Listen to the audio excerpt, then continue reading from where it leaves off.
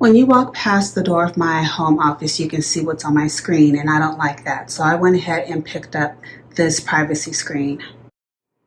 I picked up this privacy screen in the 27-inch size, and this is how it looks straight out of the box. Here's where you hang the screen on the top of your monitor. Wow, it just literally went on with no problem. There's magnets at the top, and then there's magnets on the side that keep everything in place.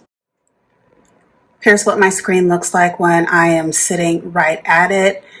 I can see everything clearly. The screen is only slightly dimmed.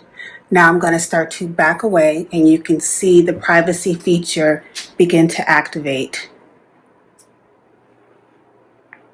This is what it looks like when someone walks past my door now, perfectly private.